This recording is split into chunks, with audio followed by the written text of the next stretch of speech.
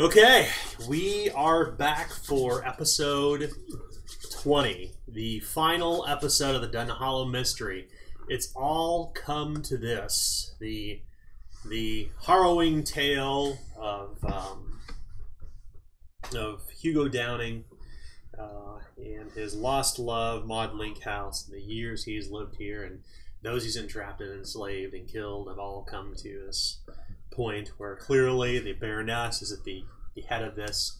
You now well know that she lives in the body of Maud Linkhouse. The Baroness has lived 10 lives, or she was known in the Second Age as Lysandra Agravar. You have pressed deeper into the castle and made your way into the courtyard where you had fended yourself off of Ernst, the aged coachman, when he revealed himself to be something of a nightmare. You dispatched him rather swiftly, but Sir Harrison bears a deep wound he will not soon forget, as you were grievously wounded, but now you're restored to seriously wounded because you'd taken a laudanum. Mm-hmm. It's midday. The light is in your eyes. You look toward the western sky, and you can see this plinth of stone, this kind of leaning tower that kind of arches beyond, but must be the West Tower. It has to be. It must be the west wing of the castle.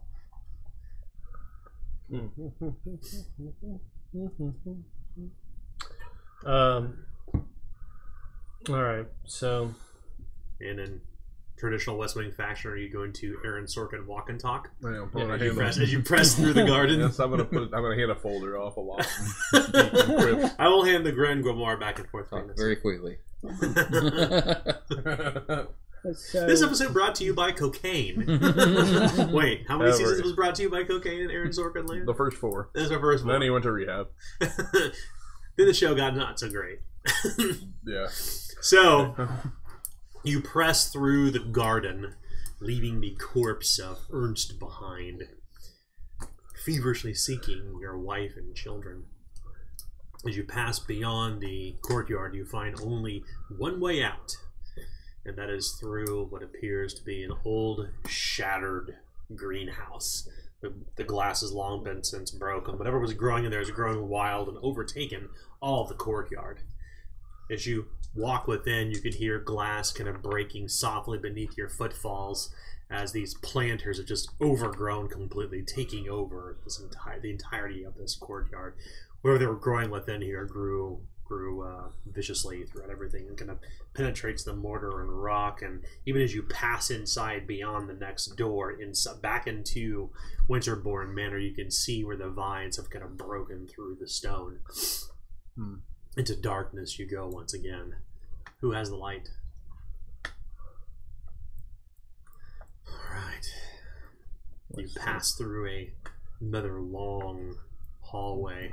And there are a number of doors that line either side, most of them opening into smaller antechambers, perhaps where once the denizens of Winterborne Manor once lived. You would imagine these are mostly like servants' quarters and such. They are not well appointed, but most of the belongings have been left here and have been untouched over time, coated in a thick layer of dust, cobwebs kind of spanning the corners, and you cough as you walk inside. You can see the motes of dust floating within the lantern light. Who had the light again? I'm sorry. Okay. How many vials of oil do you have? 4 bottles of oil. Okay. So go ahead and expend 1, if you would.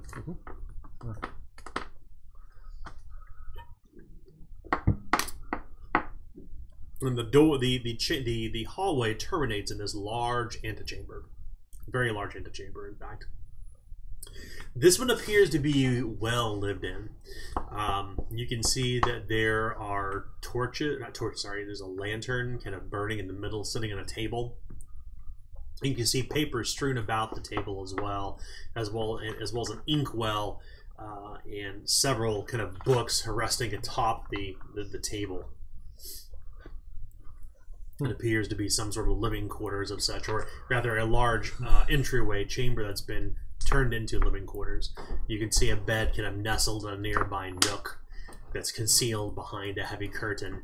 Old statues kind of rest in alcoves in here, long shadows kind of dance and play along the walls, and as you bring your lantern toward these stone statues, you see the light kind of playing with the kind of half circular alcoves they rest within. It is clear that this is some sort of staging area or some sort of quarters where others would meet. You would suspect the Baroness, perhaps.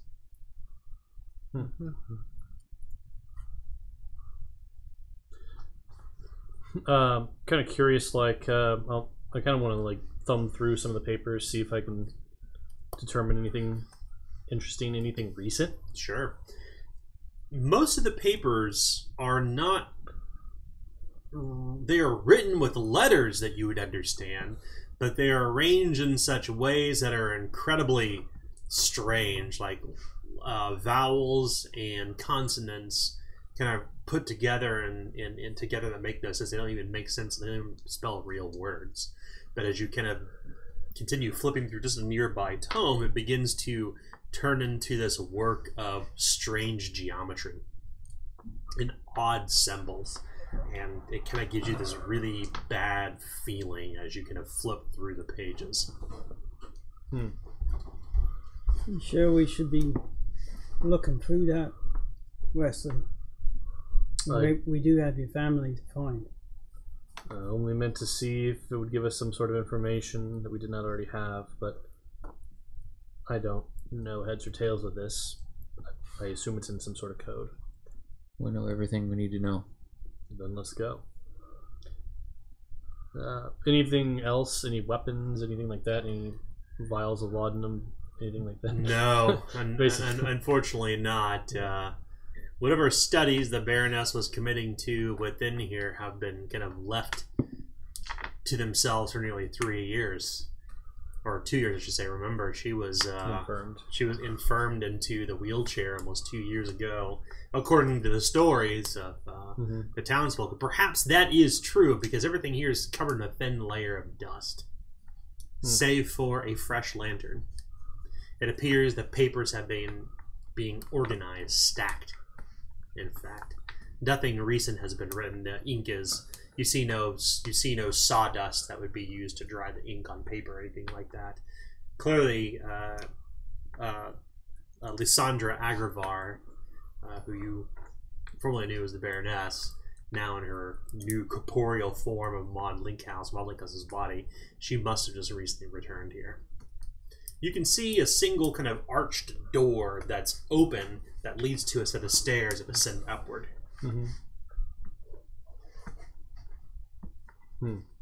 The door is heavy. It is marked with iron and bolts. This seems to kind of resemble the door that Hugo Downing spoke of before. A heavily kind of iron-bound door that would take a great amount of force to break through if you were to come to it. But unlike his stories, this chamber is not flooded by any means. You do note, however, around here there are the trappings of both the Agrivars and the Winterbornes. There are standards that you recognize. There is a signet ring that is resting on one of the nearby books. You can see that volumes of other tomes have been kind of stacked haphazardly around here along the wall. Perhaps they've been recovered from other parts of the castle. This place is very, very large. You have now begun to explore even a 16th of its depths, merely the ones that were not collapsed or barred from you from going any further. Most of the castle is dilapidated, but this room seems to have been kept in moderate shape, although the flagstone floor has kind of shifted in places up and down. If you can imagine, like if the floor is made up almost like a chessboard, some of the stones are raised, some of them are lowered, some of them have kind of stuff growing between the mortar. This place is very, very old. Clearly, time has caused this place to begin to slip off the plateau, and you saw it, of course, upon your initial approach almost 11 days ago at sunlight. You saw that the castle was kind of collapsed, and without a doubt, if there's any one place that's pristine in this, or more pristine than the rest of the castle, it's this chamber here. Okay. Clearly, it has some sort of kind of central artery to the rest of the castle. But your eyes turn toward that door that must lead to the western tower. Alright. This is where it happens, huh? Well, we always knew something was here. Now we know. We have a plan. Does the tower look to be in good shape? Well, you cannot see the tower. You only see the door that leads upward into it. Okay. It is. You're not outside looking at the tower itself. You're simply looking at the door that will lead inside of the interior of the chamber. I imagine we'll discover what's going on once we find Lady Agravar. What she has planned, I have no idea. She will likely make me choose some impossible choice. But only the gods know. I don't think there are any gods here, Wesley. The gods, I feel, are everywhere, but They have a largely funny way of leave it in showing. our hands. This is the doings of people, of men. Gods have no part here, so they will leave it to us to hopefully finish this. Remember that priest we had growing up? He was always saying the gods is fickle. Sure. Well, he thinks the gods is fickle. So they may lend us a hand, they may not. But the way it was explained to me is that this ain't any more important than any other day. So, shall we go up or? Of course we're going up. I do this because I care about you. Yeah, you ain't alone. I thank you. And that I wasn't lying about. I put my hand on his shoulder. That I honestly know you are speaking the truth. I'll always care for you, my lord. Chuckle. Sir Harrison's like, Yeah, pretty much. His Hurum. jaw is set and Hurum. he's ready to do what must be done. Anyone know how to kill a witch? If not, we're gonna find out. Well, we were given the one weapon, hopefully that will that we need. Hope that's enough. Speak the name and draw the blade. That's all I know. Alright. Let's strike him down in this bitch queen. You begin to ascend the stairs. And this range is such, to your mind, Sir Harrison, as any other tower would be. Any sword person who is right-handed would not be able to strike in here at all. In fact, somebody who's left-handed would have great difficulty too. Whoever would be on the stairs with a weapon to strike forward and not slash would be at the advantage. You lead the way slowly. You shudder at some of the wind that passes through here, and you're trying to winch your way through the pain. Sir Harrison, every once in a while, is leaving a definitive trail of blood. You can see his boot falls seem to leave a trace of his own as he is making his way up the stairs, limping that direction. He has steeled himself for this.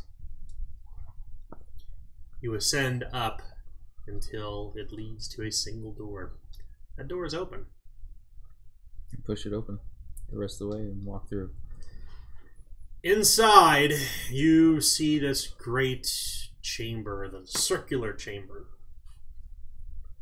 This chamber is partially exposed to the elements as part of its roof has collapsed downward, including this kind of collection of rocks, and this heavy kind of rafter has dropped as well.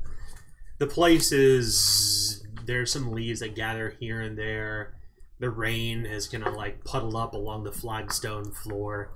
And you can see across from here, there's a single open door that has been forced open because the crossbeam that dropped down has kind of forced it open, and it leads all atop of a battlement.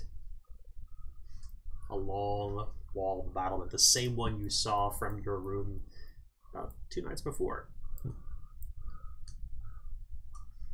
I'll look across the way to where our room window was, see if I can figure out which one it is. Indeed you can.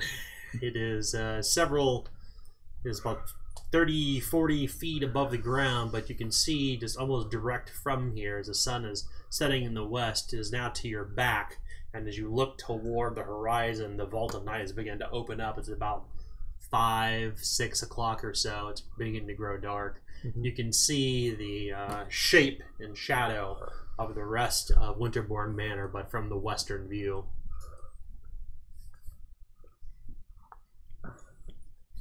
Your eyes turn toward the horizon, and that's when you can spot somewhere out in the hills, beyond the Greylands, there are burning fires. Is it just two? Like There is the one. bonfire? Okay. There's one starting to blaze. Way out in the Greylands. Must be near Dunhallow Village, you would guess. Near that great tree where they pulled her from the soil. Your eyes turn back toward the walkway. This battlement, this walkway, this kind of they call it a curtain wall, seems to reach naturally up from the plateau. As you come toward it, this very narrow stone walkway, but secure enough on either side for the walls rise about waist high, about shoulder height. As you look down, it drops off into a sheer cliff hundreds of feet below on either side. Clearly this was built upon an escarpment at some point. It has been fashioned up out of natural stone and formed this curtain wall, and across the way it seems to stretch and turn slightly to angle until it meets another plinth of rock, where you can see kind of up this natural staircase. It's a very squat tower.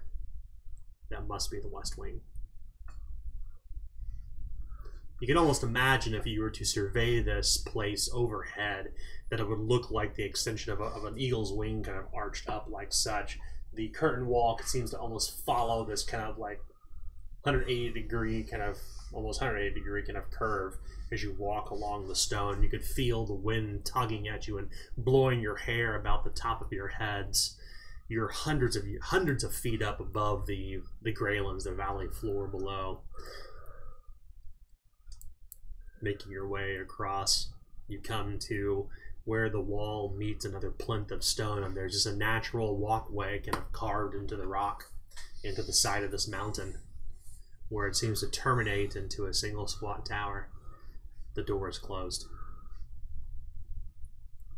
There's bits of rock and scree kind of across the stone here, but nothing dangerous or precarious enough to worry about tumbling down, unless a strong gust of wind and slippery stones would certainly be hazardous. But you can't imagine under any circumstance or usual circumstance that this would be a risk. Yeah, I'll be keeping an eye out for gargoyles and whatnot. No, certainly, yeah. You watch toward the stone tower, but you find no such thing. Upon your approach, however, you see the door open as you're standing upon the stones. To your back is that long kind of stone walkway along the curtain wall, along the edge of the plateau, narrow. Where you're standing, it's the kind of naturally carved stone, and the wind is tugging at your clothes and your hair, and you can feel it kind of pulling at you as night has not quite yet fallen. When you look to the east, you can see the mirror begin to wax. You can see the vault of night begin to open up and the stars begin to twinkle. To the west, you can see up on a pinkish horizon the sun begins to set. It's kind of it's barely a crescent over the edge of the horizon that it settles over the Greylands, almost a dichotomy of light and darkness, as this thin woman, no taller than perhaps 5.5 feet at best, the same short body of Maud Linkhouse, thin and willowy with large doe-like eyes and red, short-cropped kind of Mia Wallace hair from Pulp Fiction. She is dressed in very somber looking clothes, perhaps as if she was in mourning, but you can't imagine that would be so as you stare directly at Lysandra Agravaur in living flesh. And despite the fact that the sun is kind of behind the squat tower where she emerged from, Her blue eyes kind of almost seem to carry a strange shine to them as she look. Like you can imagine looking at a cat in the darkness, having that reflection of kind of greenish orange. Mm-hmm. Her eyes seem to carry that same color of bluish green.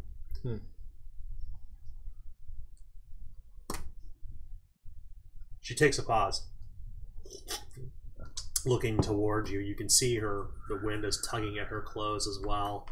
You can have moved your hair from your face. Or none of you have shaved for your beards. You haven't shaved for easily 14, 15 days. Going to be amid this. The mystery of Dunhallow has unfolded before you, and you stare face to face at this woman who has lived for 10 lives. She does not make a move, nor does she seem to say anything. She simply waits. What do we do, my lord? Well, what you're supposed to do. Bow, as I, milady, as I'll bow before her. In a kind of a dickish way. Bow before me, she says, with a haunting voice that is clearly not Maud's. You can only imagine this would be the voice of Lysandra Priam, perhaps in her youth, but it is not Maud's voice. Fall to your knees and tremble before me. I am your maker. I am the Alpha and the Omega. I am your beginning and end. Fall to your knees. I'll look to my left and look at my right, and as no one seems to be taking a knee. How about you just giving my family back? We'll be on our way, and you won't see us anymore. I was considering it, but my alignment is pride, so I definitely can't. What do you want to tip to kneel before her? Is we kneeling? Is we not? I was mostly being a jerk about it. You don't have to kneel. Stare her back. Breathe heavily in the cold wind that's whipping off this precipice. I had thought that Dindish would have taken care of this nuisance as she stares toward you. Huh. I am afraid, my lord, you have come to the end of line. Your family's line dies here, she says. And with that, I slowly pull the mortuary sword out of its scabbard, scraping. She seems to cackle. Your iron has no power here. Does it, Lysandra Agravara? As I slowly step forward with each syllable. You see her eyes blink as the blue kind of dissipates for a moment. And with that, I strike. You're going to rush forward? Yeah. Okay. Let's roll initiative. Alright. So Lysandra Agravar will have an initiative of 8 plus 7. 15. What's the perception bonus? Lysandra. Her perception bonus is a 5. I have a 6. Okay, so Lysandra will go after Wesley. I will deal with these.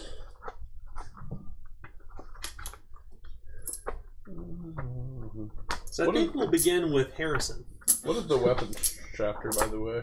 Are you talking about like? It's on the back of your character's yeah, sheet, actually. Right. Yeah, you got Character sheet all has all your Does it have the qualities? does it have the just the qualities as well? Yep. Yeah, it's Sure the does. qualities. There we go. What a wonderful purchase that you should all make. I mean, it really pretty much has everything. It even has some it has pretty Gauss much weapons in everything it, you right? I'm looking for. So, Sir Harrison, she is we'll call it let's see how many yards away she is.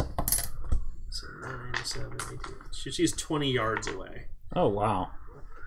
Okay. She is along this kind of like broken natural stone that kind of winds its way up toward her. And it is hard terrain, Okay. which means you cannot charge or run through it. All right. I'll make my way up. Okay, so you'll walk. Mm-hmm. What's your movement? My movement is 7. Nice. So you will just attempt to. You'll spend all So 3. you said AP. it was 20. You said it was 20. 20 yards. Okay. Actually, I'll save 1 AP.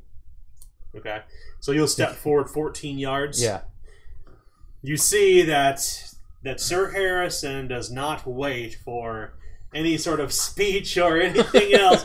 He simply begins to march forward with sword first on shoulder and then kind of cocked to the side and hand him like, "Holy diver!" Yeah. He's like, the beginning. I mean, Thunder rumbles in the distance. I think we're pretty well aware of what she's about at this point. The Ronnie James Dio video. Holy diver! He's like doing this sword. Well, you're a short little fucker, aren't you? Yeah, I am. Well, Ronnie James Dio is notoriously like 5'1" or something like that. Tuck, it's your turn. What are you going to do? I will walk forward for 8 movement, Okay. and then I will draw my bow and load it. Okay. 2, 3 AP. Yep. Alrighty. What about yourself, Madam Krista? Well, wasn't gonna live forever. I'll draw my cudgel and move forward. I'm gonna try to actually sort of move around while they step forward to try to drive her into a flank, and so that I can try to maneuver her towards the walkway and away from the tower Okay. as best I can. I know we don't have a lot of room to move. What is your movement? 6? Okay. Go ahead and roll a guile test. This will be secret. All right. My guile chance is 52, and I rolled a 52 on the dot. Would you like to keep that? Yeah. I don't think we have many fortune points left. Yeah, 1. Yeah, let's hold on to that for something else. The most important role of the night.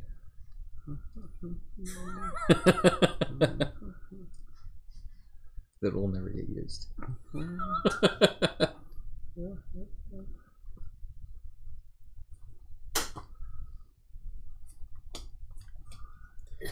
All right.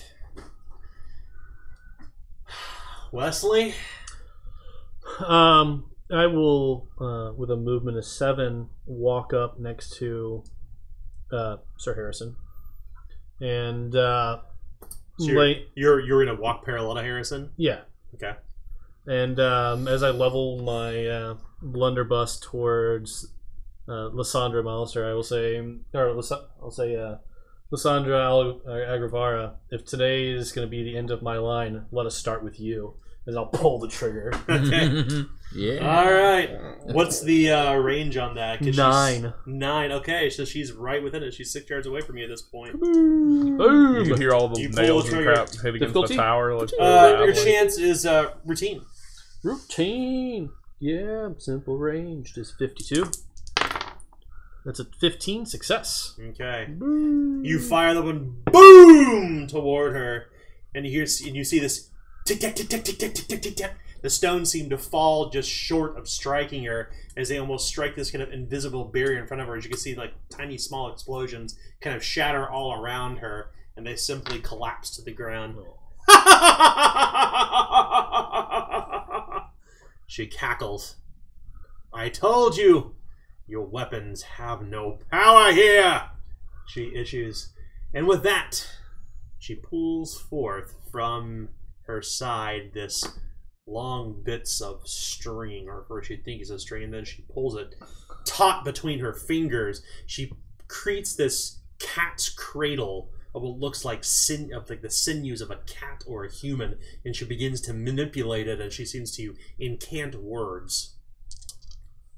Her chances are not good, but she will try. I think she'll channel for 3 steps too. Yeah. Well, that's a success. Well, that's good or bad. Right.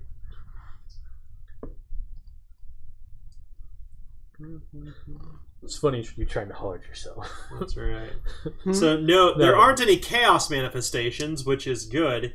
However, Sir Harrison is suddenly arrested as he kind of is pulled back, and his arms kind of fall lax at his side as he's held rigid, and his head kind of cranes toward you, Wesley Winterborne. He begins to grasp his sword in both hands as you take aim and strike, as you are now under control as a skin guest. Oh no. Alright. So she is going to use you to take aim. Okay. 1 second here. We're going to move your initiative.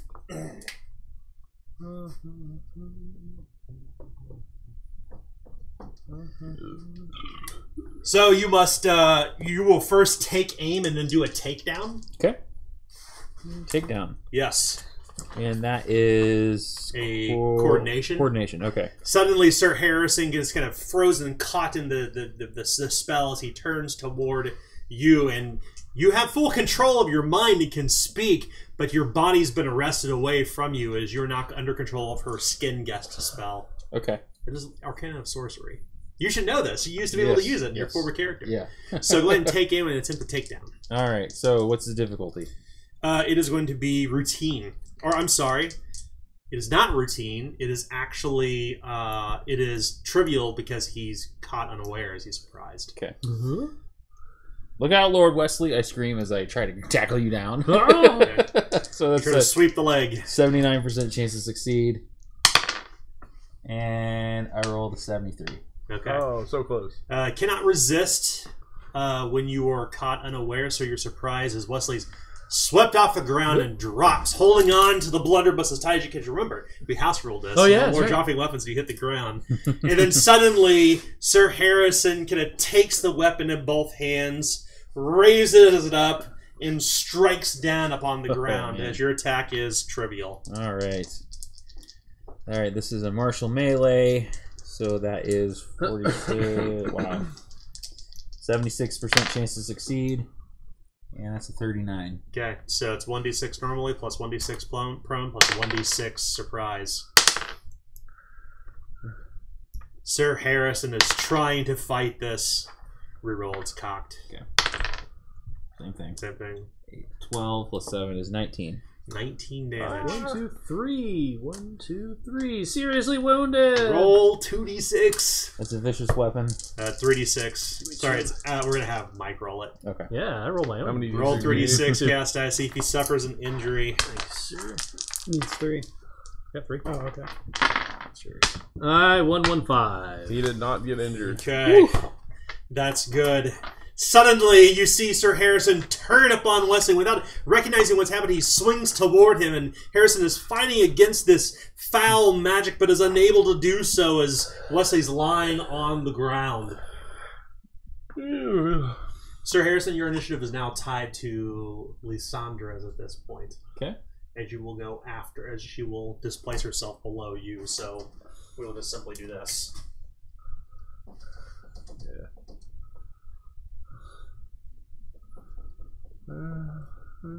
Okay. Tuck! So I don't. Do I get a chance to resist or anything? As a matter of fact, you don't. Okay. Yep. Sorry. Right. Simply irresistible. Or actually, I'm sorry, it is your turn. So, yes, you do get a chance to resist. Okay. This test, your chance was easy, so yours is hard to resist. And that is. And as a matter of resolve. Is that a resolve test? It is a resolve test. Okay. It is going to be hard for you. Okay. 30% chance to succeed.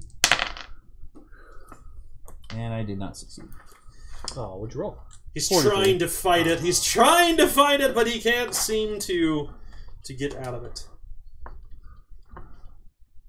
All right. That brings us to Tuck. Tuck, what are you going to do? The only thing he knows how to do at this moment, he's going to take aim with his bow that he's got, and he's going to fire at her. Okay. You attempt to strike. Roll your test. She is currently concentrating, so your test is routine. Okay. And she is at this point. You were. What was your movement again? I'm sorry. 8. Is that right?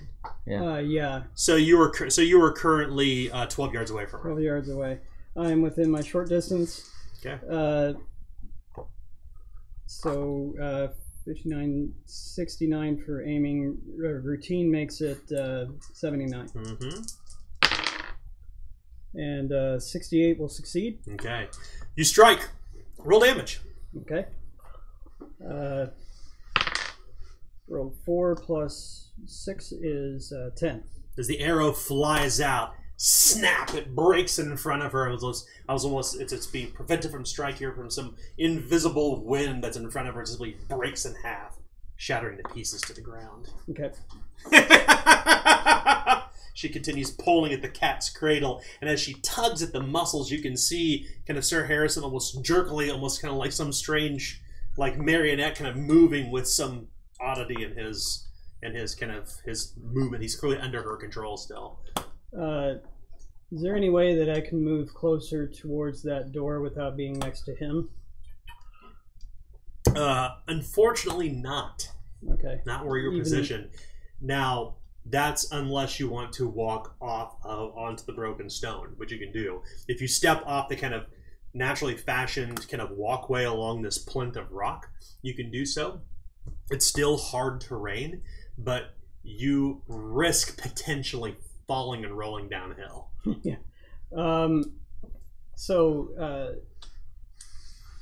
You can already see Madame Krista's kind of creeping her way along there, trying to flank her on one end. Okay. To kind of pin her near the door. And then, so yeah, I'll move closer. And you know what? Let's do it.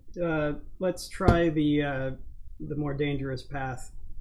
So I'll walk once into the unknown area where I have potentially risk of rolling downhill. That's right. Let's see what the you begin to move that direction as you have soft shoes on? Yes, I do. That's what I thought. You can feel the kind of like stones kind of pressing against the soft sole of your shoe and your boot, but you don't need not roll anything yet. So Madame Krista, you are pressing forward. You're about 14 yards out still from Lysandra Agravara, but you were kind of trying to kind of get a good position on her. You've got some number of yards to move. What do you wish to do? I want to move as much around her as I can so that I am blocking her access to the door. Like, I want to move around behind her if I can, but okay. I'm trying to figure out what to make of this barrier. This, like, whether it seems like it's physically in front of her, whether it's like moving with her. I'm gonna try to use my APs to move around and cut off her access to the door. Sure. You can spend 2 AP to move another. You have 6 movement. Yeah. You can spend another 2 AP to move completely behind her at this point, between her and the door, and you may spend 1 additional AP to scrutinize kind of what's happening in front of her. Go ahead and roll a scrutinize test. This test will be easy from the position you're in. All right. 52 plus easy is 72% chance. I got a 20. You can see this barrier of wind kind of blowing all around her. You can see some of the rock kind of picking up, some of the bits of scree and dust kind of whirling around her, almost like this kind of small kind of dust devil that's barely apparent unless you're close enough to see what's kind of going on. The air is a little lighter. It's a little more difficult to breathe this close. At this point, you are 3 yards away from her and you're directly at her flank. Whew. So that's all your AP. Wesley Winterborne, you are on the ground and you can see Sir Harrison. He's struggling against this foul sorcery, but he still doesn't have control of himself. It costs how much to stand up? 2 AP to get up, unless you have a skill rank of coordination. I unfortunately do not. Not with this character. So, I will go ahead and stand up. You come to your feet. Do you wish to move away along with this? As you stand up, you want to move away a yard? Actually, I can. Would that opportunity attack then if I step away? It would, but it would get you away from Sir Harrison. No, I'll just stand up, and then what I'll do with my 3rd AP is inspiring words. What I'll say is, how do I want to phrase this? So, there's a saying that goes, demons run when a good man goes to war.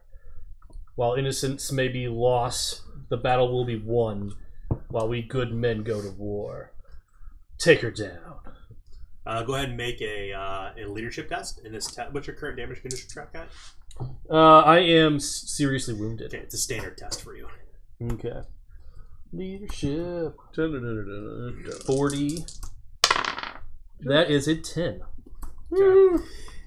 Everybody can add +1 their damage threshold and peril threshold temporarily until the end of the fight. Yeah, that'll help a lot, actually. Yeah, significantly. So that's 1 AP or 3 AP. That's right. Okay. Done. Okay. Just it is now that's Sir massive. Harrison, because her turn has been displaced. You may attempt to resist. Okay. Your test, because you're inspired, will now, instead of being hard, it will be challenging. Okay. Challenging resolve will be a 40% chance to succeed.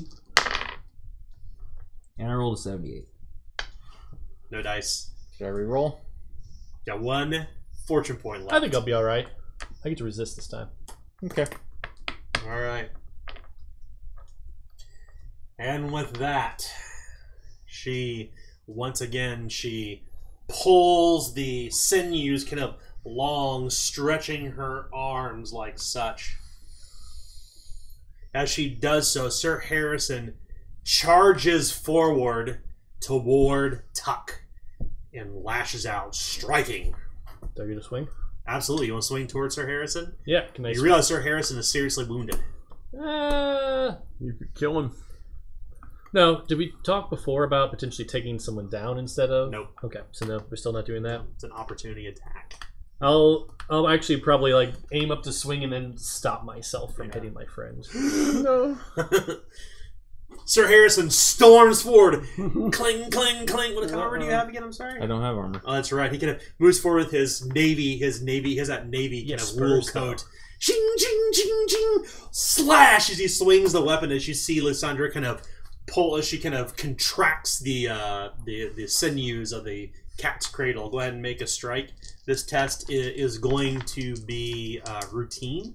Okay. At least you aren't surprised by it. 56. You saw it coming. 25. Sweet. Roll damage. Okay. So Sir this Harrison may- was this a charge? Charge, yeah. Sir Harrison may be the death of the group. So that's 7 plus 7 is 14. Awesome. Well, I am lightly wounded. Okay. That's good. Whew. Slash! You swing out and No, I lied. I'm moderately wounded. okay, roll Did my math wrong. roll 2d6. Adam rolls it. See if he's injured. Vicious weapon. Yes, I am. Oh no! Roll percentiles.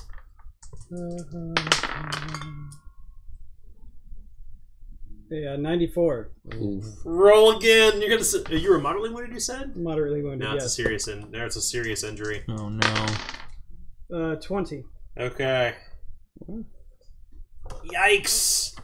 As he swings down, slashes at your kneecap, suddenly you feel this kind of burst of blood kind of spill down over your shoes. So you get 6 corruption from suffering a serious injury, and you have a busted kneecap. I scream out, Tuck, no! Anytime that you fail a test, you suffer 2d10 plus 2 physical peril. Cool.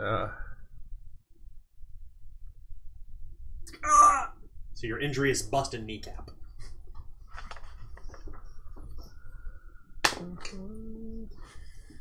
All right.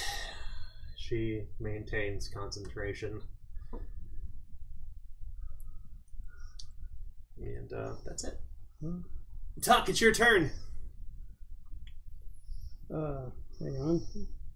Still notating injury. Okay. No worries. Uh, We'll have injury cards here soon where I can just hand it to you. And you can say, oh, shit. Oh, There's injury cards. I can On just use sale that. soon, everyone listening. That's right. Buy now. all right. So I currently have a Sir Harrison on me, and I'm going to maneuver away. Okay. So you will kind of shimmy away so you You don't provoke that opportunity attack from Sir Harrison, which Right. is probably wise. And I'm maneuvering in the direction of Lysandra. Okay, so 1 yard. Yep. So I'm 5 yards away now. You are, I'm yes. Actually, 7. actually 3 yards away from her. That's correct. I've got a 3 movement yards. of 8. That's right. And I'll go ahead and move to be engaged with her. Okay. You step forward direct toward her with the bow still in hand. What do you want to do? Nothing. That's my 3 action points. Okay. Boldly, Tuck steps forward. And with that, Madam Krista, it's your turn. You are behind her. Recognizing the opportunity that Tuck is giving me and hoping that this weird whirlwind that surrounds her won't stop the heavy cudgel from approaching her. I hope that I have the physical strength in my body. I'm going to surprise her with an aimed attack from behind, or hopefully get the drop on her. Okay. You step forward and you will attempt to strike. Roll to hit. It'll be routine. All right.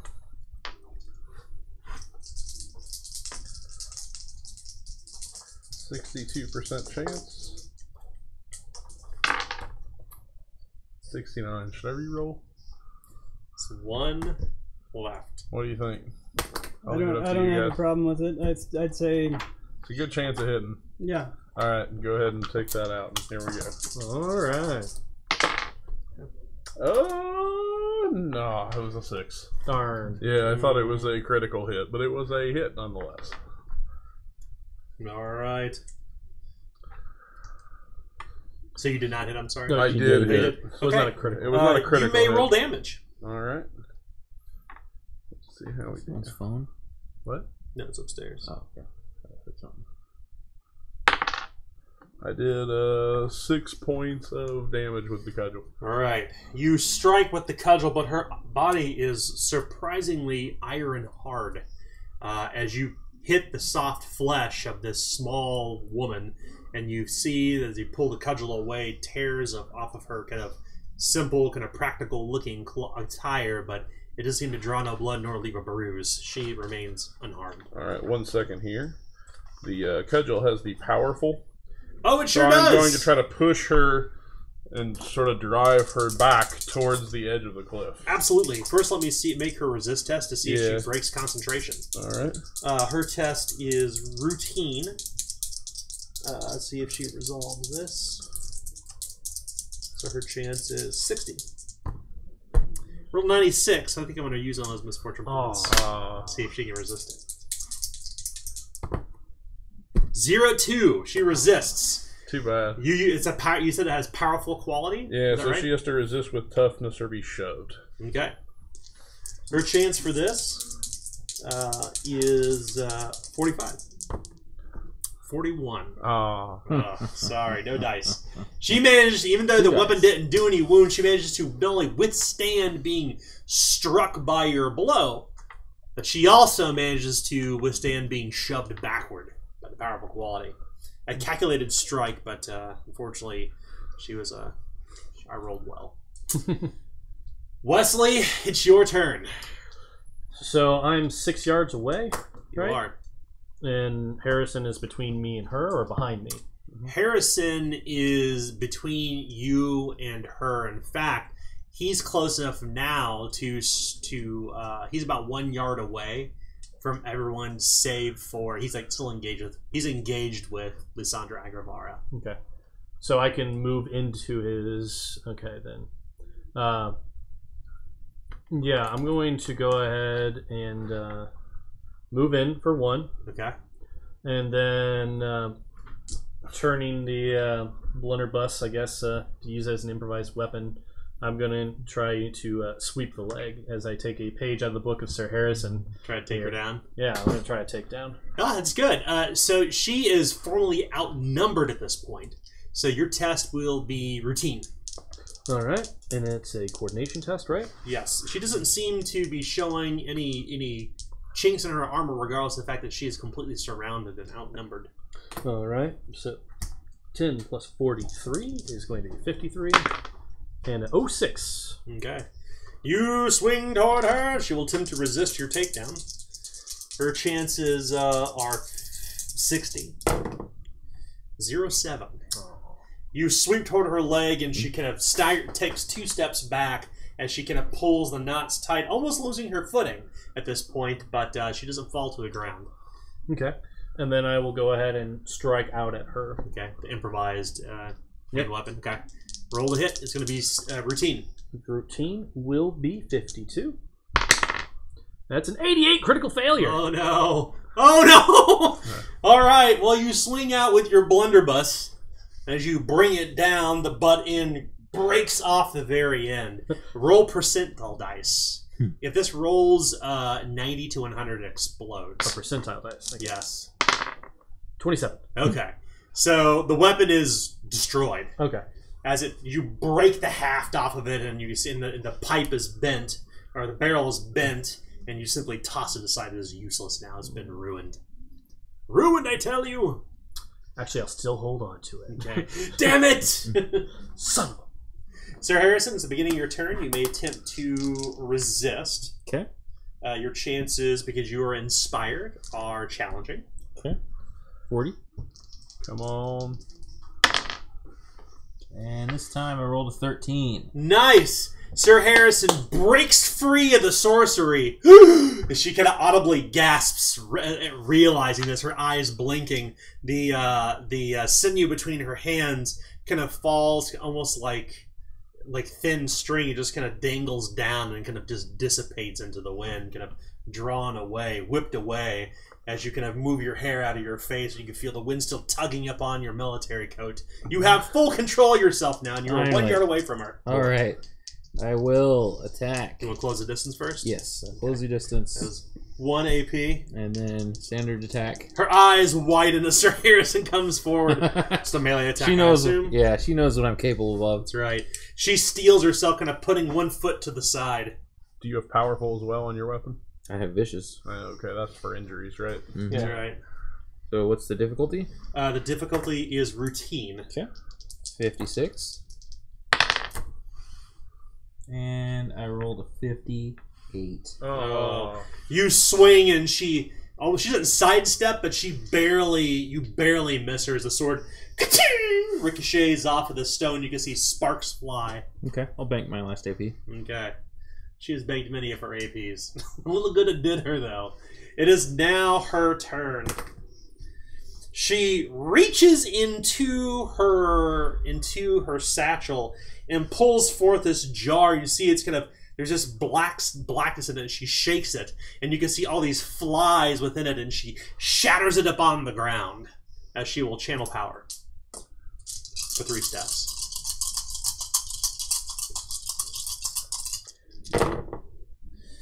Zero fourth success, and no cast manifestations, I may add.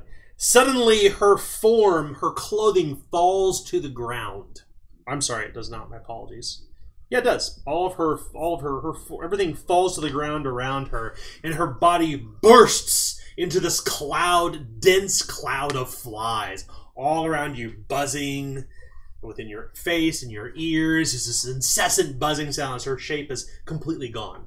There's just this huge cloud of flies, and then suddenly she begins to this kind of sound, this cacophony of flies begin to kind of fly forward away from you within the door into the chambers as she escapes.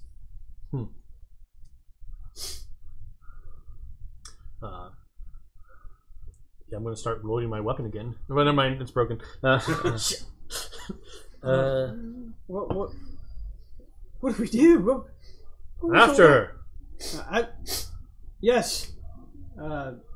So, Tuck loads up his bow with an ironwood arrow and stands next to the door waiting for some other people to go in. And he nods with his head like, you want to go first? I'll look at Sir Harrison and go, anything I can use besides this? As I'll toss the blunderbuss over the edge. Got this. I hand you a swagger stick. Well, I'll try to use it as well as you do. Well, without saying anything, I'll take the dirk knife from my belt and offer it, just sort of hold it up to see if he acknowledges that he wants it or not. I believe this will be fine. Then I'll put it away Thank worthlessly.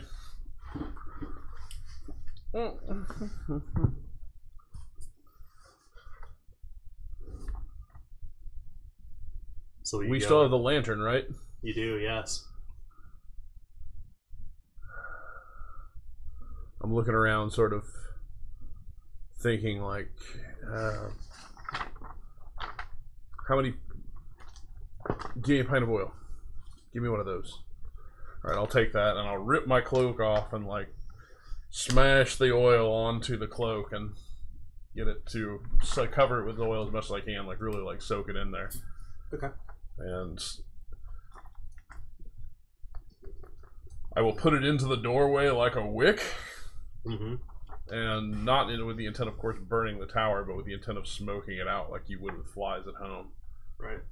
It's worth a try. I'm gonna set my cloak on fire with like as a wick, like leading into the doorway and stand back. Okay. See if it drives her from the place. All right.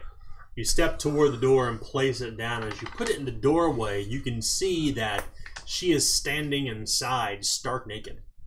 She's just a little bit beyond the doorway itself, and near her is these two young women. You would guess perhaps 10 or 11, and they are kind of cowering in fear near the corner. Lying on the ground, kind of face down, is this older woman whose face you cannot see, but she's lying there motionlessly, or motionless rather.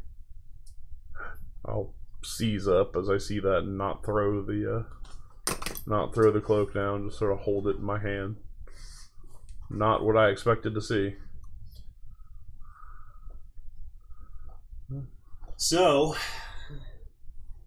you all kind of realize this. Amanda Krista kind of backs away for just a moment and tells you what she sees. As you look inside the door, she's no more than 9 yards inside. On that note, hearing that she's what Tuck would believe is defenseless, he's going to attempt to surprise her by launching an arrow into that towards her. Okay, make a stealth test. This test will be easy. Okay. What's the test you're making? Stealth test. Okay. We'll start with Tuck at the beginning of the day as a start to combat.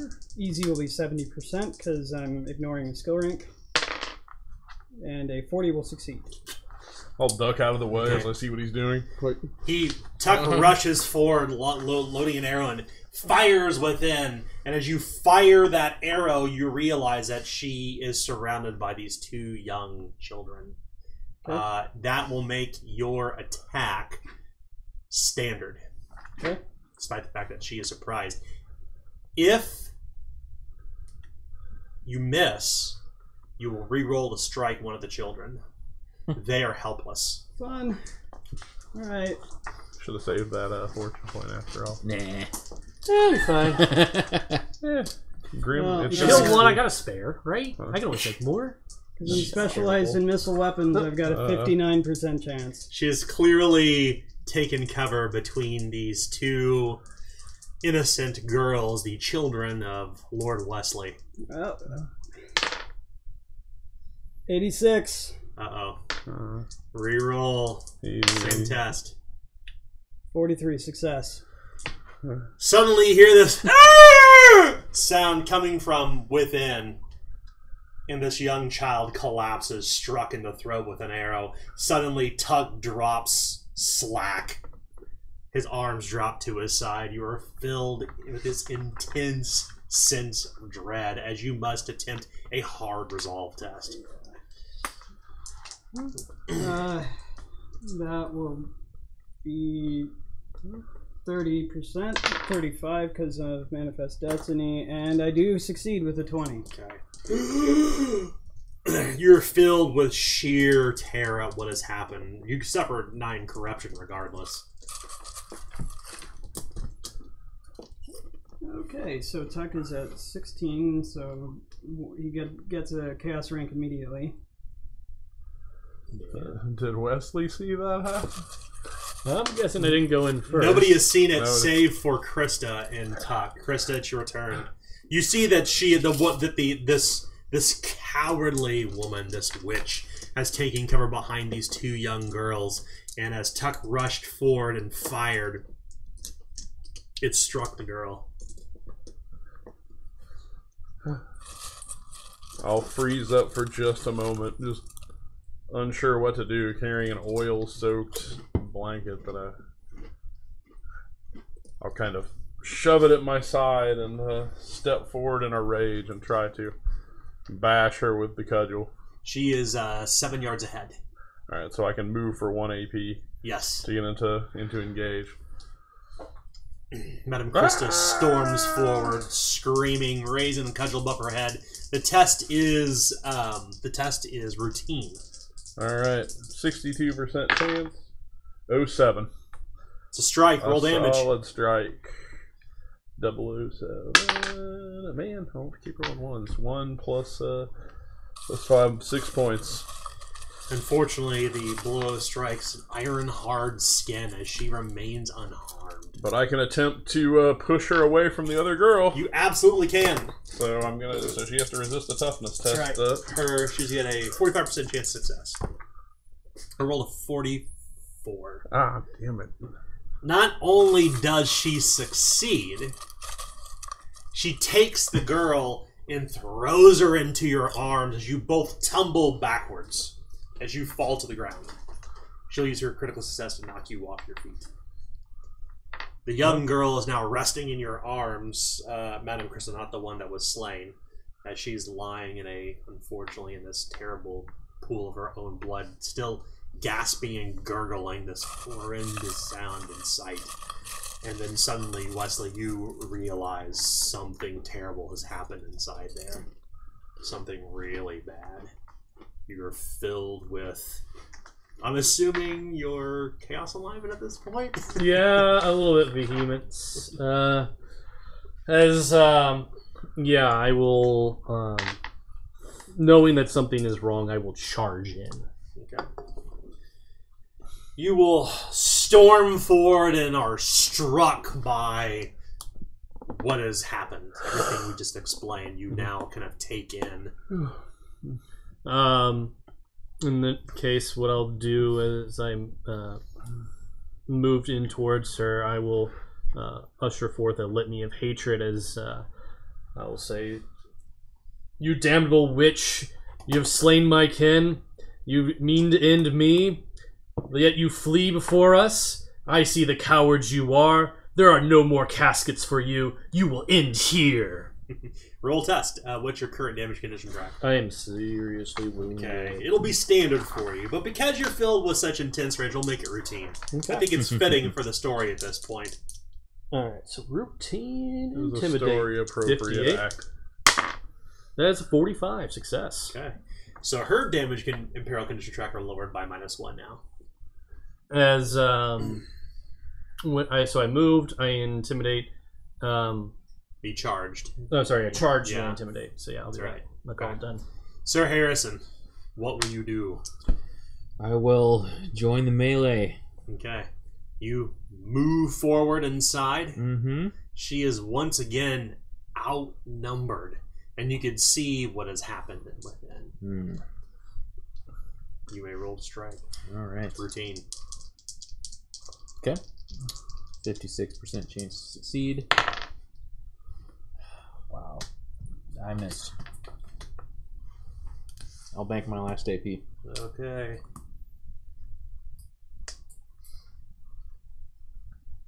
You do as such.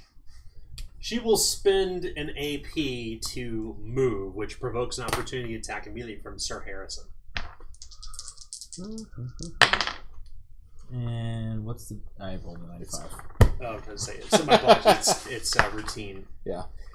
She moves away, and Sir Harrison swings his sword and ting! It strikes the stone of the interior of the tower with a sword. She walks over to what looks like a mortar and pestle, where she has been preparing reagents and other things, stark naked. Because remember, she left everything she was wearing, she left outside when she turned into that giant cloud of flies. She picks up these bones, and she begins to incant once again, holding the dust in her hand, and she blows it into the air as she will she will channel power and cast her spell. So she's using an additional AP to move and cast. Okay. Yep. Well, she succeeded the test, but we do have a chaos manifestation. Ooh. What happened? Uh-huh. That'd be you all the time. All that channel power. That's right. Yeah. It was bound to happen. So at this point, all this dust begins to whirl all around inside the tower. And you can hear this harrowing screaming coming from somewhere else as it whirls all around, and suddenly you feel your body begin to be taken by something else. You can see kind of pimples and pustules begin to pop along your arms. You can see your skin begin to writhe. All of you must immediately attempt a standard toughness test. 48. Toughness. Standard 48. Critical success. Nice. Failure. A lot of fortune point to pull for that. Ooh. I found my calling. To be one tut mother. Yeah. Only one bitch in this game. You managed to Boss withstand bitch. those who failed. Yeah. Sir Harrison, suddenly your nails turn 1 foot long as you gain a taint of chaos, black nails, and you gain 6 corruption. Wesley? Yes. That's cool as hell. That's metal, Sir Harrison. Yes. Oh, God. 96? You got coke nails. 96 is fun. That's right. In the case of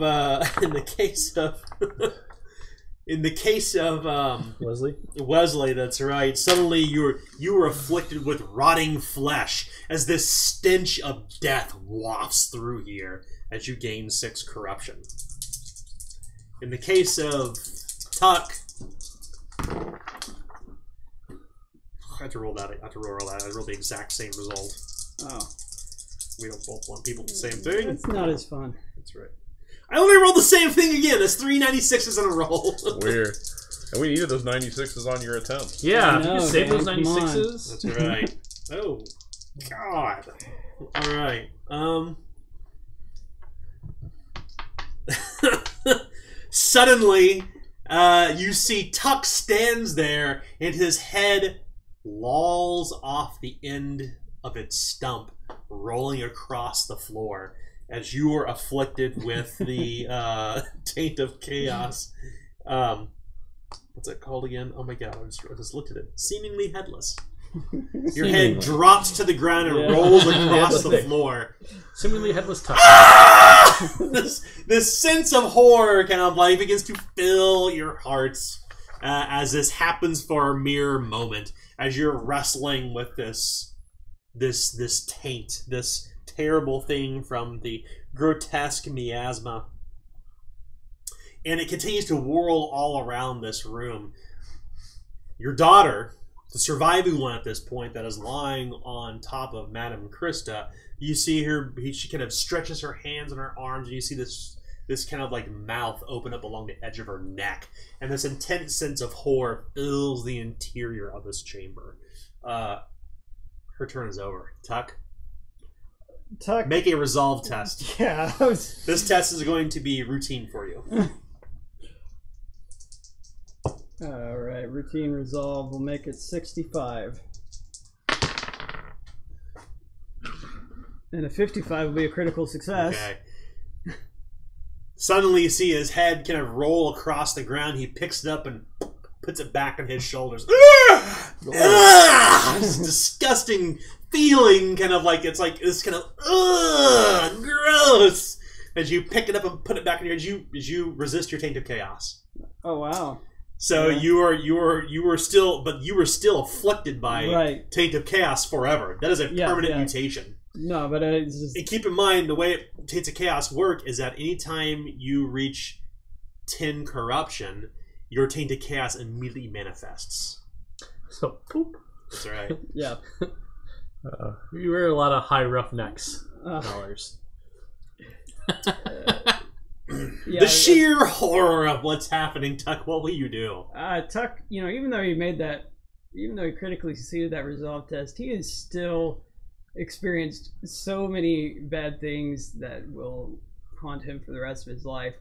I'd say it would only be fair that he would give up an action point to try and collect himself still and try and catch his wits. That alone. Did this get straight to his head? Yeah, it went straight to his head. That's right. Did you lose your head over it? Well, if it wasn't least it's not attached, tuckered I out. mean, oh crap, it's not attached. Right. He's gonna lose it everywhere now. That's all right. I appreciate the fact that you spend an action Yeah. point trying to collect yourself. In fact, increase yourself up the peril condition track one step. Okay, I think sure. that's appropriate. All right. Oh my god! Ah! What the fuck? You see what God just did to us, man? And on that, he's gonna go straight into his chaos trait, which is gonna be cruelty, and he's gonna go and try and choke her. Okay. He's not very good at it, but he's gonna try to. He reaches out with his bare hands. It's a routine test. Okay, routine chokehold, and let's go ahead and aim with it because I've got two, so may as That's right. well. So you have to move into combat with her? oh shoot, He's yeah. in engagement. Right. Am I? I can't remember where I am. You were not engaged Okay, with so her now. yeah, I would You walk moved in, shot. and then chokehold is athletics or coordination. Athletics. Athletics. Okay. It is routine. Routine. That'll be 60% thanks to not ignoring skill ranks, I kill you. and an 11 he rolls. A critical success! He grabs a hold of her neck! And you may attempt a takedown for free with this. Okay. So make a coordination test. All right. So make a coordination test. Difficulty. It is going to be routine. The routine. That'll be 60%. 65 because of shake Manifest down. Destiny. Coming just around the time. 69 won't do it, but that's Okay. okay. Well, we're still doing okay. She's gasping for breath as she suffers 1d10 plus brawn bonus and peril. Okay, that will be 9 peril. Okay, she's ignoring one skill rank. And be like, get her! I don't care if you run me through 2, get her! He's got his hand wrapped around her neck at this point. Tuck does. Madam Krista, what are you going to do? All right. Recognizing all the horrible things I'm going to talk to. I don't even know his daughter's name. Or actually, I would. Yeah, you would. Yeah. I know who it is. What is her name? Make it up. It's on you, Krista. Milland is her name. Milland. Listen. Walk that way. Don't look back, but don't run. It's very dangerous out there. It's uneven ground. Walk through the door. Just keep walking, okay? She knows who I am. I'll just try to comfort her as I get to my feet. And This 11-year-old child is reaching for her dead sister and her mother who's lying on the ground. And she's streaming tears and she nods as she trusts in you, but she can't help but look at the horror that has befallen her father and all others in her. As she kind of peels herself away, almost like to push her, in fact, out the door as she leaves. It's 2 AP to get up. And all right. Am I close enough to be engaged? you Probably are, not. yes. All right. He's up there choking her. I'm gonna try to swing and towards her leg to take her out at the back of the knees. I can't. I have to make a normal attack, which means sorry, Tug. Yeah. I can't waste the opportunity. Your test is going to be easy. You should aim for the If you head. miss, you must Alright. re-roll to hit Tuck. If you Alright. critically fail, you strike Tuck. All right, 72% chance on an easy test. Come on, 43 success. Okay. She's defenseless. Roll strike. Come on, get some good damage. Ooh. Yeah, there we go. 16 points of Add an additional mad. d6 because she's currently held. That's another. It doesn't explode, does it? Yeah, Yeah, it sixes does. keep exploding. Blows explode. 22. 27 points of bludgeoning physical damage. And you can also use a fortune point to make that one explode if you want. Ah, You can. Okay. You can. I'm you okay. can use it to turn into phase 6 and roll again. It's okay. You think it's a good idea at this I point? think it's a fantastic idea. You know, once you get past the damage resistance, it makes sense to go all in. So, sure, let's do it. All right, so that's now a 6. It's now a 28 plus this die roll, which is 3, so 31 points of damage. Oh, I can only imagine like seeing like the So, bruise appear on her naked in back one- like that giant. Here's what happens. Tuck grabs her by the neck. Krista comes in with the club and prepares to strike her in the back of the knee, but instead she waits and makes a calculated blow with one fell swoop. Crack! She's moved 4 steps down the damage condition track. Lysandra Agravara is slain as there's this kind of like snapping sound as her jaw is dislocated. Lysandra Priam's that is, and she falls to the ground. And Madame Krista follows it up with 3 good strikes to make certain that she is truly and certainly dead. I'll walk over and spit on the Lysandra and say, "Don't do anything for this one." As I'll then go over and check my wife and daughter and see if they yet draw breath or not, or if there's anything I can do for them. Your wife. You come to your wife, and she is breathing. She has been hurt. She is seriously wounded, but she appears to be unconscious. Perhaps if she was brained. You go to your daughter and you drop to your knees, and you could see that she's trying to mouth the words "Daddy." I'll obviously start weeping, just bawling my eyes out, trying to like, it's okay, you know, trying to comfort her as much as I can. Obviously, I start patting myself down to see if I had any laudanum yet, and realizing I spent the last one. There's really nothing I can do to even suffer or like ease her suffering. So,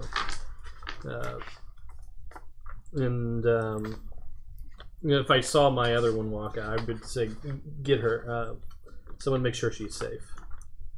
It's like you cannot peel your eyes away from Milland, or from Milland's sister.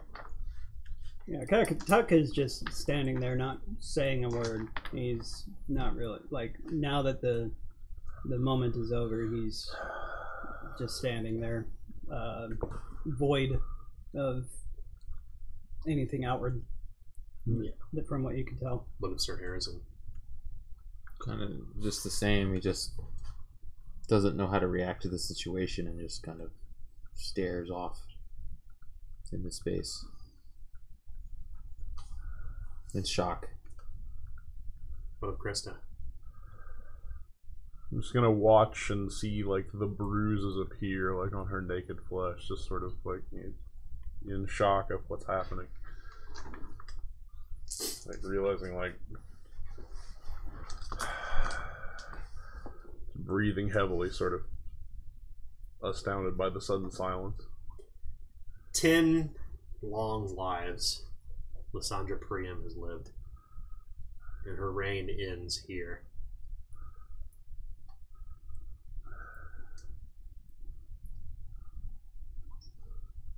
All is deafeningly quiet inside the tower. The soft sobs of your daughter kind of subside as you close her eyes and she passes into the veil. If there is indeed a curse over this place, perhaps now it has been lifted. Perhaps Hugo Downing will find peace. Perhaps the village will too. Whatever grip she had them caught within. Your wife begins to come to, and the two of you hold on to one another, kind of consoling each other over the death of your daughter. Tuck is just frozen in shock, complete and utter shock. Lysandra's, or I should say, modeling house's body lies there, devoid of any life, clearly not breathing. You check Sir Harrison just to make certain. She does not move. Yeah.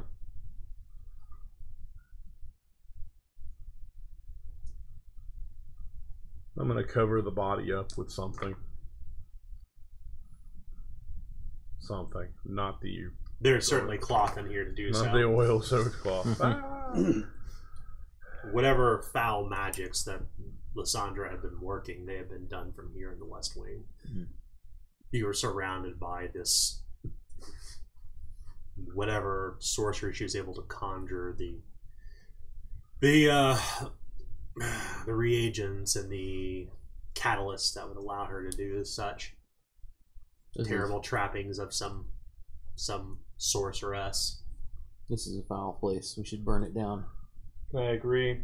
Put it in a pile, burn it. As I'll pick up my daughter's body and start walking out. Okay. I will take Maud's body. This is not the Lady Agravar anymore. I told you to run us through. I was hoping to be on it too.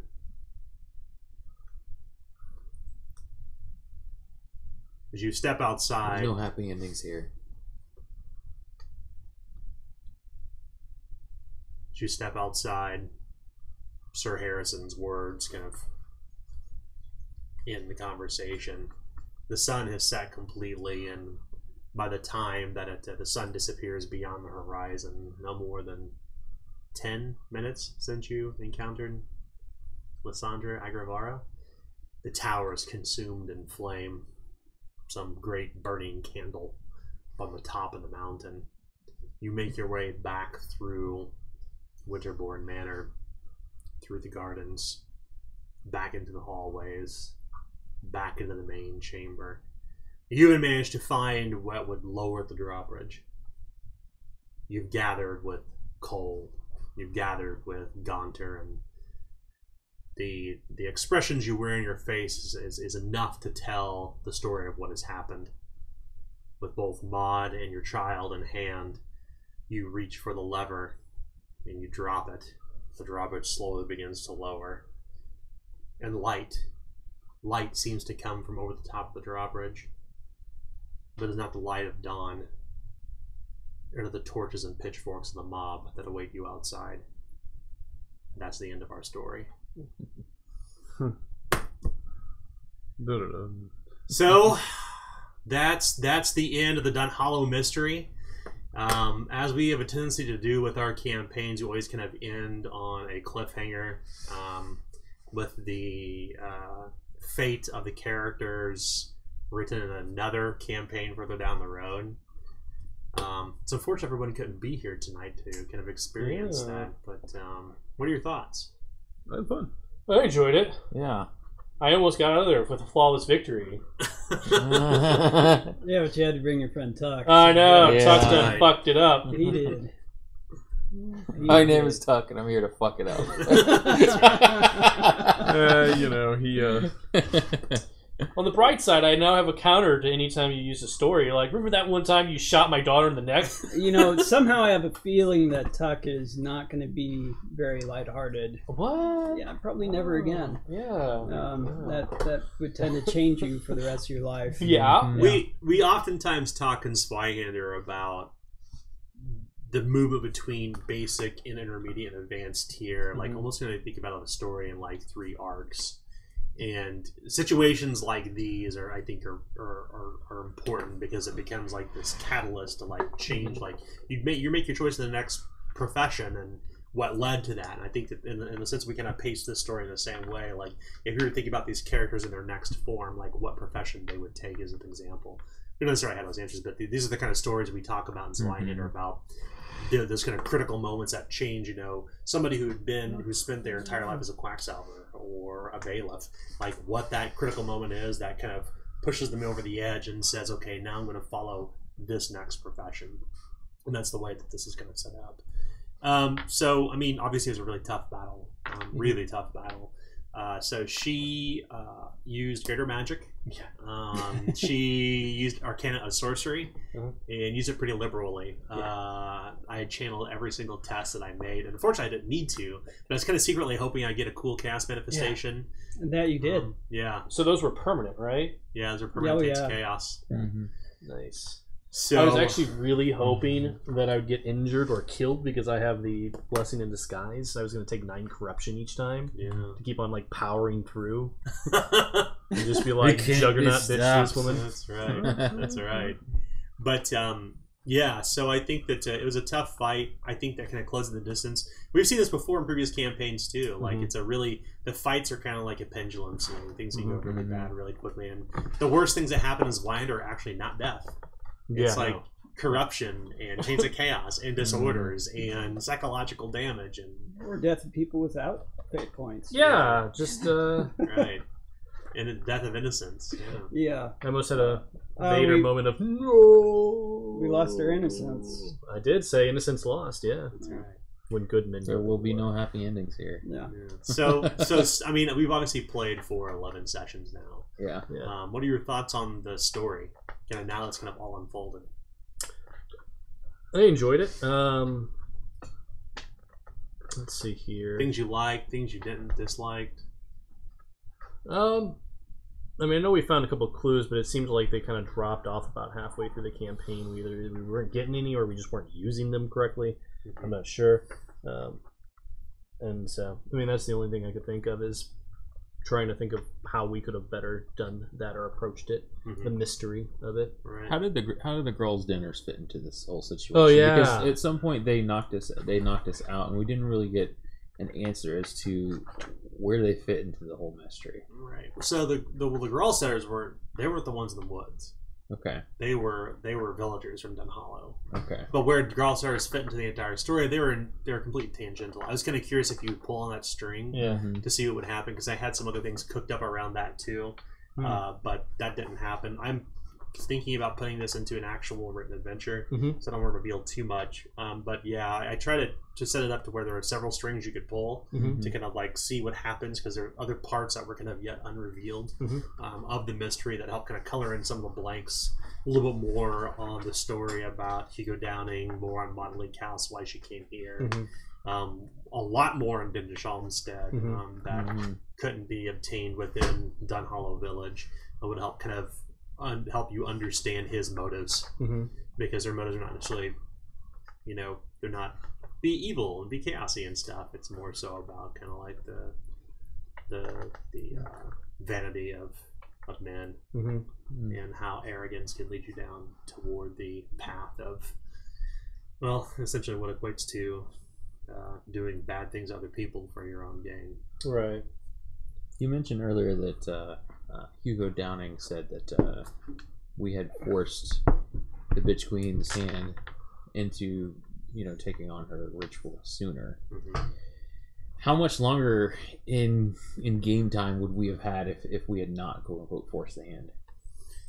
I can't really say the answer to that because I don't know. It would depend on the decisions you would have made. I see. Yeah, I was kind of thinking, what's that old movie from the '60s with those giant burning effigies? Wicker Man. The Wicker Man. I was kind of, and this is the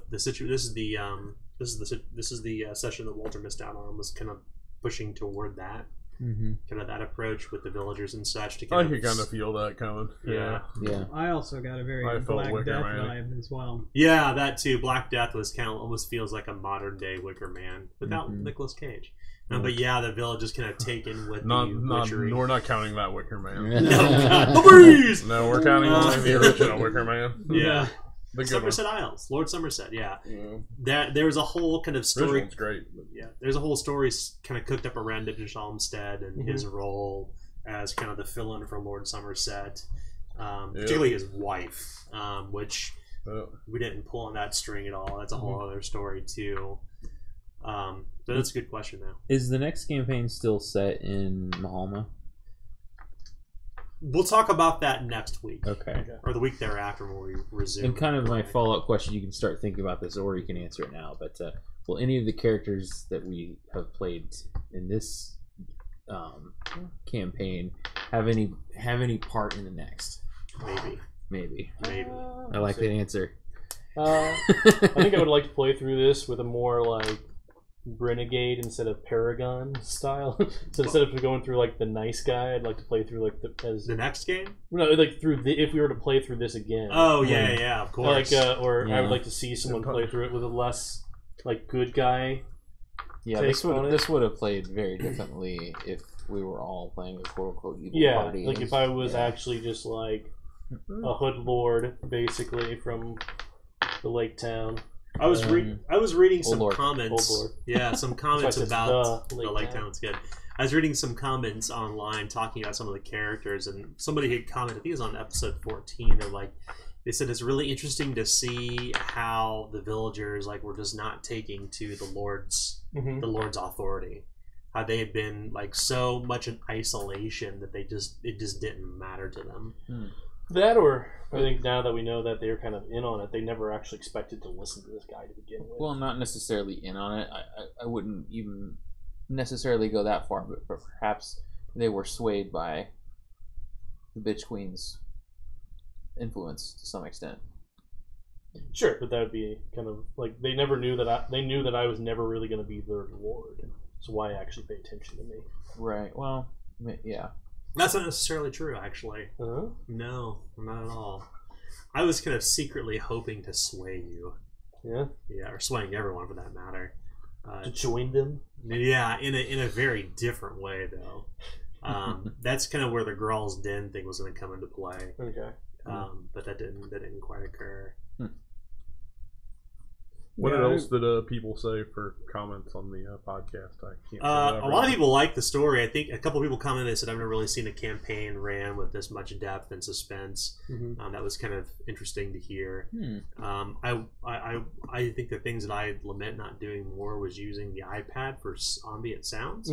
I felt that added a little bit to the atmosphere, particularly for us and for listeners and viewers, of course. But just makes it difficult with the setup we have currently. Yeah, I kind of miss music and sound. Yeah, I think that really would have help. been critical for something like this. I think this is exactly the kind of campaign where you want more of that. This whole lap. We will have a solve for that in due time. We'll talk more about that in December. I thought about almost pimping out one of my daughters and making the marriage of convenience. Because I was I got an extra one, right? It'll be fine. Well, I think the intention I had kind of figured out along the way. I was like, okay, I'm gonna have to do something to kind of push them back to the manor because I was at first I was like, well, I'll see what they do and make the decision on whether or not they actually go to fetch his family. And then I was like, okay, actually, it probably makes sense to do so now because everything's kind of rolling forward in that direction. What pulled the family back to the manor? So ahead of schedule. Ernst went for them. As soon as he dropped those off. That makes sense. So he convinced them that they need to arrive sooner. Yeah, because we didn't see the carriage. We didn't see him throughout the entire time. He went right back and got them. One thing I wish we would have done differently, and to me it's definitely part of my fault, is in finding the voice of a character.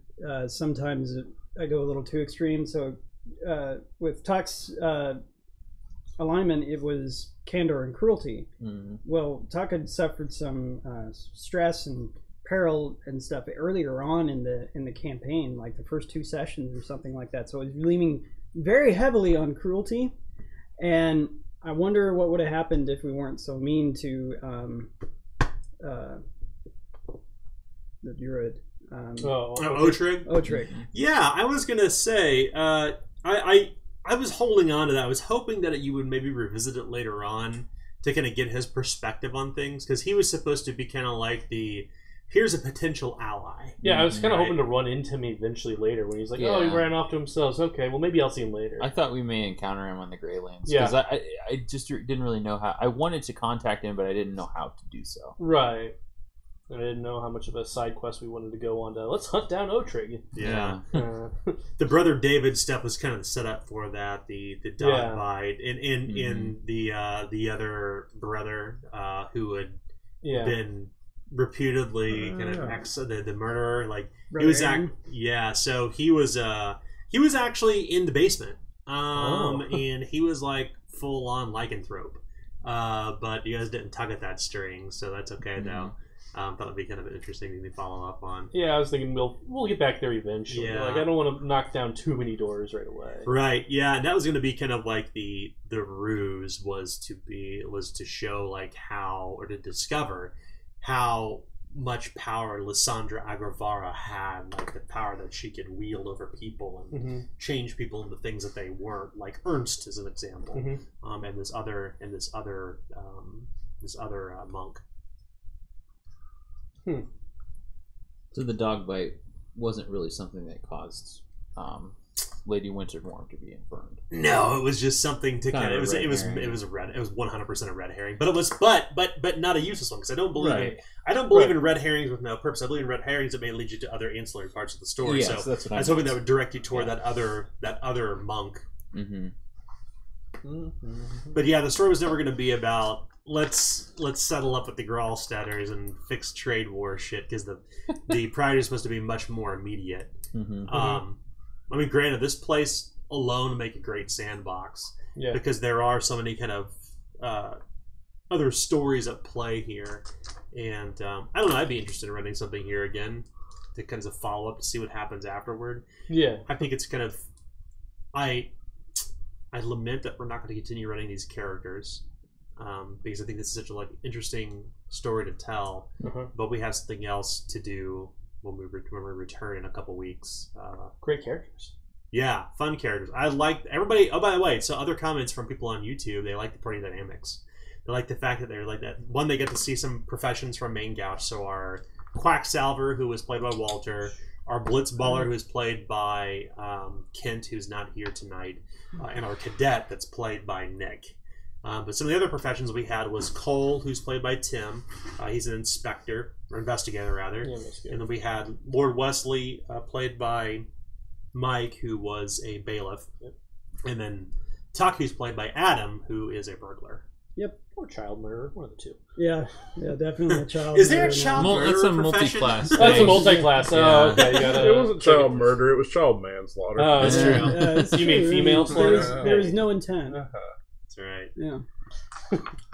It's Oh man. It's, yeah. the gods blessed me with despair. It's all right. That's Oh, right. man. So when she went inside, she took cover Yeah. No, behind yeah. the children. Of course you. Oh yeah, and like I as the player knew that, but Yeah. I I'm was not like, gonna. I was like, oh no, he's gonna do it. Yeah, he's yeah. gonna do Yeah, it. I'm Oh not- no, don't roll I mean, poorly. Tuck- Oh I mean, no. your Tuck chances was were the- good. Tuck, yeah, but Just he's bad still luck. Yeah, pretty great chances to reckless. strike. He's still pretty reckless. Yeah. Yeah, I would have taken the chance too. Tuck's chances to strike were she not in cover like that around the children would have been easy, but because you're firing in a melee with allies, it leveled it out to Yeah. the standard. No, You just got unlucky. Yeah, just an unlucky roll. But those things will happen. 80 something. I can't remember what it was. but- Yeah. I think what's interesting too to think about is that not a single fate point spent, but permanent things that still happened. Like bad things still happen to characters. Yeah. So one thing I thought of, like, I don't know, a couple turns later, was like, I probably could have asked Dan if I could have used one of my fate points for it, but it's too late now. Yeah. Like. Yeah, I honestly expected to burn through the one and then use my my human perk trait to basically power through the rest of the fight. But Right. I was actually like really hoping Sir Harrison would just keep on wailing on me. To be honest. So, if you were to choose, and I want to take turns around the table, if you were to choose one thing you would like to see more of in future games, Adam, what do you think that would be? I think you can read my mind. I don't want a game to be nothing but combat, but I just have more fun with it. But Yeah. in this campaign, it didn't make much sense to just throw combat Right. at us, and so I felt like this campaign would have been a little bit cheapened if we did. However, I do enjoy it just simply Because because it's a great system and it's fun to play. yeah. Like I said, if we would have gone the left-handed path, we would have gotten into more fights. Well, it's interesting to think about. It's a good call out too, because the game started with combat to draw you to meet Dr. Greystone, and the campaign ended with combat. We ran 11 sessions, 2 instances of combat. Yeah. Right. 2 instances rather, but we had chase scenes, we had social intrigue, we had wilderness travel, we have plenty of just kind of like on the fly ad hoc rolls. So yeah. Yeah. So Walter, of the game, what do you think? What would you like to? What would you take away something from this game? What would you like to see more of in the next one? And this is sort of who I am as a player. I'm gonna take kind of the opposite, approach to Adam, which is that I don't feel combat is necessary in this style of Zweihänder at all. I actually think I like leaning into things and really allowing like a mood and a specific feeling to really like allow itself to sort of lean into that as a player. I really like to this day, like the realization that I had whenever I, as a character, figured out what was happening and was trying to express that to others. I actually got like actual like goosebumps when I said it out loud. This was the beginning of last session, so it would have been if you're on the podcast, 3 sessions ago, right before I had to go to work. Like that's the kind of stuff that I really live for, because that's the stuff that I can't replace. I don't mind rolling dice. It can be fun. It's kind of a zesty high to like do some damage and do some stuff. But this sort of feeling that you're describing is not something that you're going to encounter in, like, say, a video game or something else. Exactly, right. Like, and that's something that I can uniquely get from a tabletop role-playing game with my friends that I can't get from playing Diablo 3 and throwing infinity knives at things. Right. It's also something I enjoy. But, oh yeah, smash until it's gone, right? Yeah. Right. Play whack-a-mole. So thanks for offering that, Walter. I'm glad you called that out too. I think that when we because what the people in the podcast and those who are watching probably don't realize is that before we did this game, we had an extended session 0. So those who play tabletop role-playing games know what session 0 is. It's when you get together and you create characters and then you start the game. Well, in our case, we actually had 4 sessions before we started playing.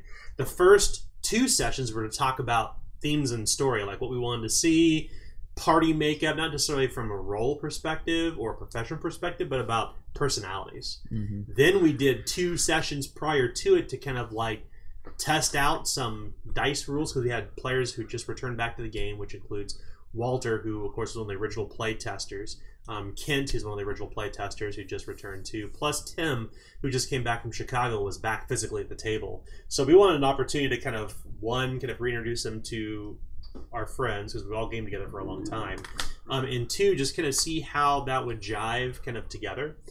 So we did have a session beforehand that kind of built a little bit of the suspense beforehand, that you probably heard a little bit about in the story. We didn't talk too much about it. A couple times here and there. Yeah.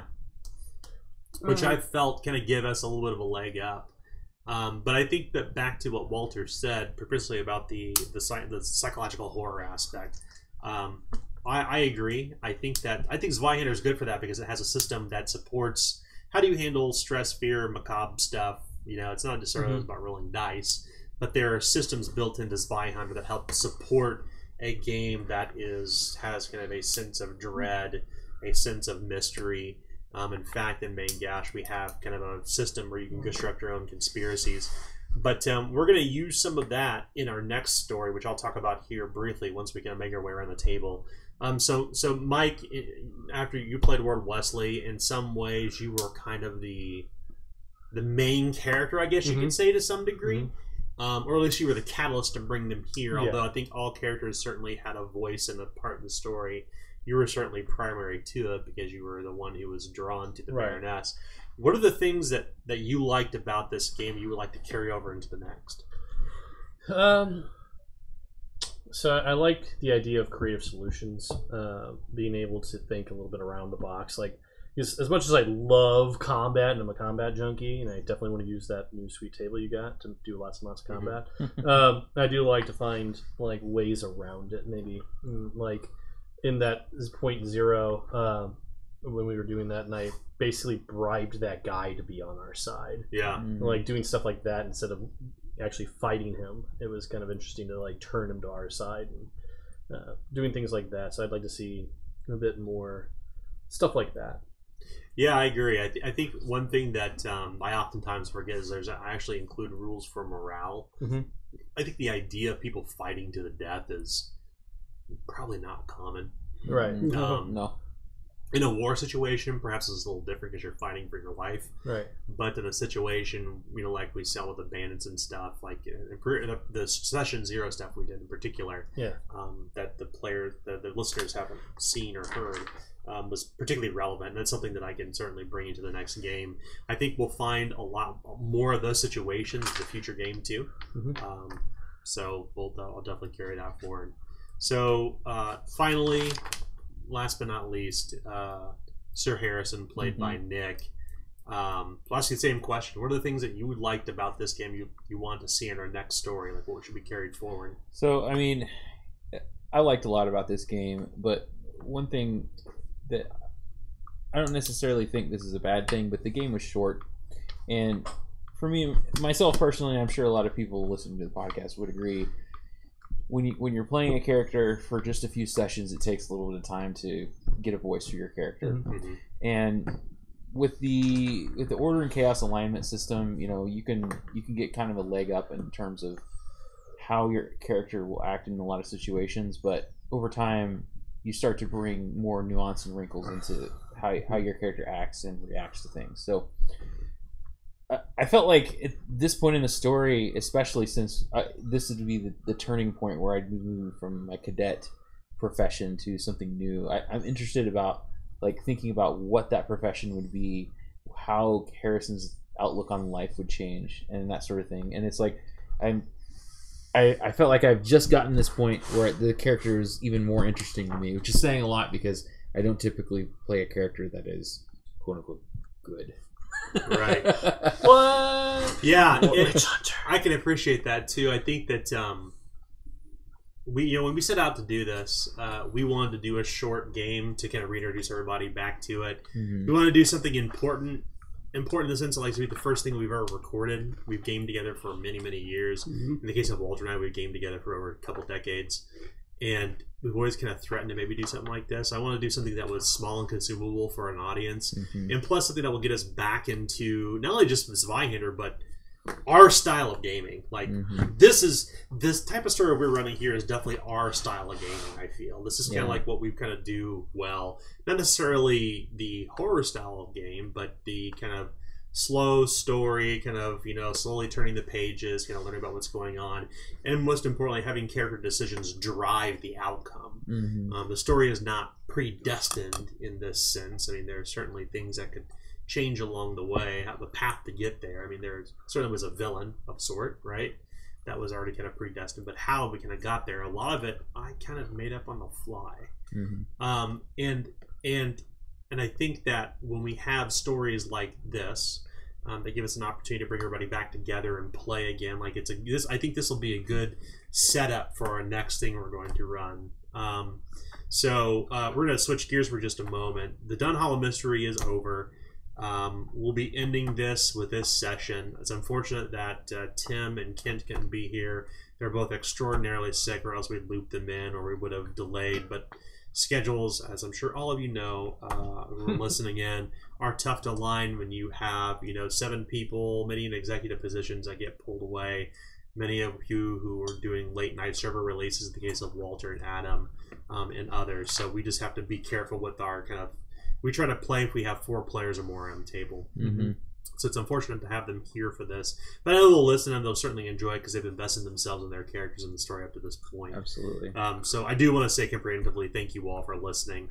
Yeah. So as a kind of teaser for our next story, actually I have a teaser just to tell you direct. So we have talked internally about what to run next. And normally this would be where I say, okay, I got another thing we can do. We would discuss the themes, create characters, do a longer running campaign. However, we're kind of in this position now because I am writing more and doing some other cool things I'll talk about in the coming weeks and months. I don't really have a lot of time to write stuff for our normal Thursday home game. So we're actually going to take Curse of Strahd, which came out from Wizards of the Coast back in 2016. We're going to take that for a ride. I picked it up recently. I think it's a really cool story. We've ran some version of Ravenloft around this table in some form or another over the past 20 years. But what I really like about Curse of Strahd is that it is very different in the modern lens. So I think it's going to be a fun thing to run. Some of us have actually read the Strahd book, I think, around the table. Yeah. Now, Classic. the great thing about this is that some of we ran this so long ago in a different form that I think some of the story may have been kind of forgotten. But I'm taking it a step further, which assumes this is not the story of Strahd, but this is the story of Tatiana. What happened after Strahd captured Tatiana? So what you will see is Curse of Strahd not run with 5th edition Dungeons and Dragons, but run with a combination of Zweihänder and Main Gauche together.